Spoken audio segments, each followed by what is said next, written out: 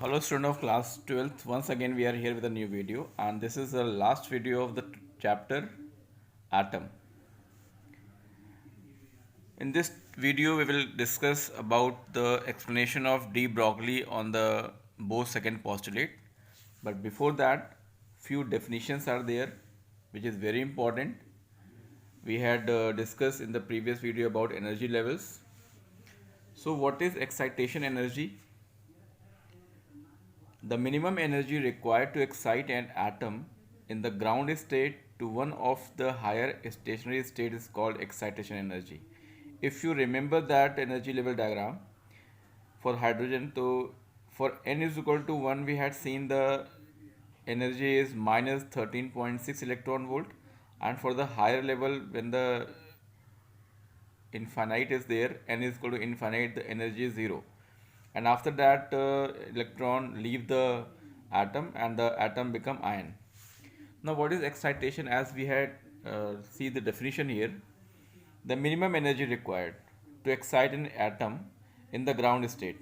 So in the case of hydrogen, to lift an electron from the ground state, that is the energy at the ground state is minus 13.6 electron volt, and to lift that electron from ground state to the first excited state, the energy is minus 3.4 electron volt. So what is the excitation energy? If we solve it, so E is equal to minus 3.4 minus 13.6, that is 10.2 electron volt. Energy is called excitation energy to pull the electron or to lift the electron from ground state to the first excited state from N1 to N2. This is the excitation energy, and by this we can find the energies for taking out the electron from ground state to any other excited state. Now second is excitation potential. The minimum potential which provides an electron energy sufficient to jump from ground state to one of the higher state is called excitation potential. And excitation potential can be found with the help of this. Suppose that we had seen the excitation energy from ground to first is 10.2 electron volt. So 10.2 electron volt divided by electron, the value of electron, we will get 10.2 volt. 10.2 volt is the excitation potential and 10.2 electron volt is the excitation energy. So to pull the electron, to lift the electron from ground state to the first excited state, the excitation energy is 10.2 electron volt, and the minimum potential which provide an electron energy sufficient to jump from the ground state to one of the higher state is called excitation potential. So to jump from the ground state to the first energy state, the excitation potential is 10.2 volt. The next term is ionization energy. The minimum energy required to ionize an electron is called ionization energy. And ionization potential, the minimum potential which would provide an energy to just remove an electron from atom is called ionization potential. So these are the four definitions which are very important to understand. They are used in to solve some numericals also. So you have to revise, you have to learn this thing. Now the last topic of this chapter is de Broglie's view of Bohr's second postulate, or we can say the de Broglie's explanation on the Bohr's second postulate. So what is second postulate of Bohr?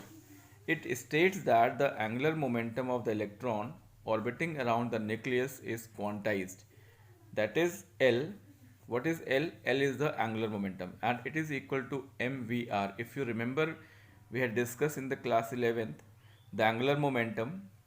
Its symbol is L and it is equal to P into perpendicular distance, where P is momentum.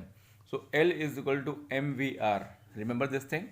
L is equal to mvr is the angular momentum, and according to Bohr second postulate, the angular momentum of electron orbiting around the nucleus is quantized, where L is equal to nh upon 2 pi and n is 1, 2, 3, means there is nothing between 1 and 2. There is no 1.5, there is no 2.5, there is no 3.5. only 1, 2, 3, 4 and 5, these are the quantized या quanta number. So why should the angular momentum have only those values that are integral multiple of h upon 2 pi? This was the question at that time, but it was not explained by Bohr. Bohr has given this postulate, but after 10 years, the physicist Louis de Broglie explained this puzzle in 1923, 10 years after Bohr proposed this model. Now, if you remember, we had discussed in the class 11 about wave. When we plug the string, so there is a wave. There is number of waves formed in that string, and they run through the string, making waves up and down. So only those wavelengths survive which have nodes at the ends. If you remember the standing wave we had discussed in the class 11th, the wave which is reflected from the rigid end, so you had seen their node and antinodes are there. So only those wavelengths survive which have nodes at the end. It means that in a string, standing waves are formed when the total distance traveled by the wave down the string and back is one wavelength, two wavelength, or any integral multiple of the wavelength. For an electron moving in a nth circular orbit of radius Rn, the total distance is the circumference of the orbit. Suppose an electron is revolving in any orbit and the radius of that orbit is r n. Suppose nth orbit we are taking and the radius of that orbit is rn. So the total distance is the circumference of the orbit, means 2 pi r. We are using rn because we are taking the radius of nth orbit. So if you see in this figure, there is a r radius of the orbit, and if you see here, there is one wave and it is shown by a wavelength lambda, and if you count here 1, 2, 3 and 4, here is a 4 wavelength, 4 lambda is here. So 2 pi r n is equal to n lambda.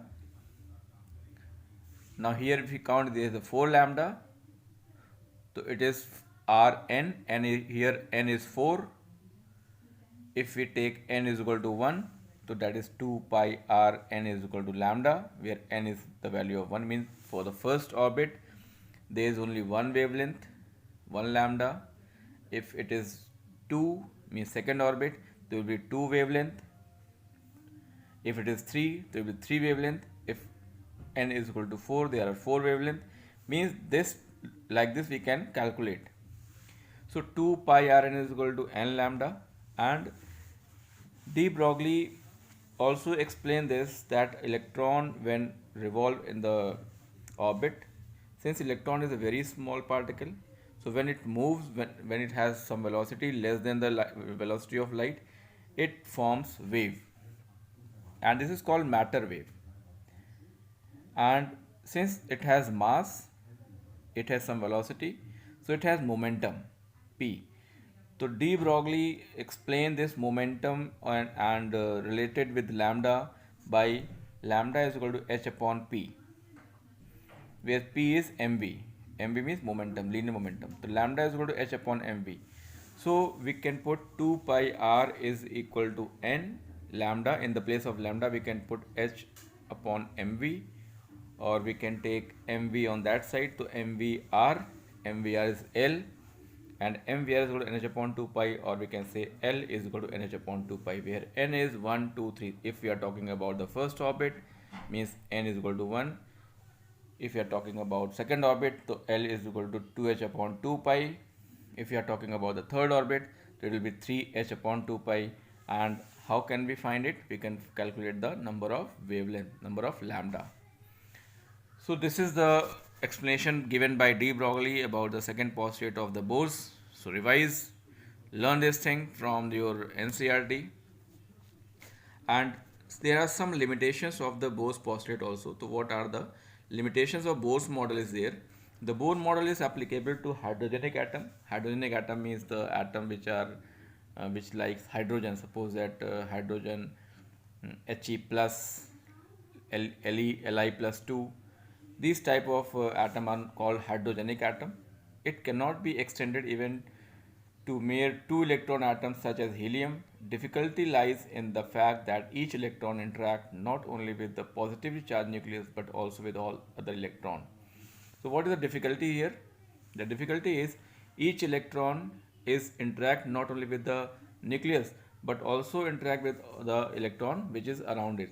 So it is a difficulty to explain the Bohr model of other than hydrogenic atom. Second is, while the Bohr's model correctly predicted the frequencies of light emitted by hydrogenic atom, the model is unable to explain the relative intensities of frequency in the spectrum. So these are the limitations of Bohr's model. And this is the last video for this chapter. This is the last topic we are covering in this video. Now the chapter is over. We had discussed so many things in this chapter. We had discussed about the Rutherford experiment. We had discussed about the Thomson model of atom. We had discussed about the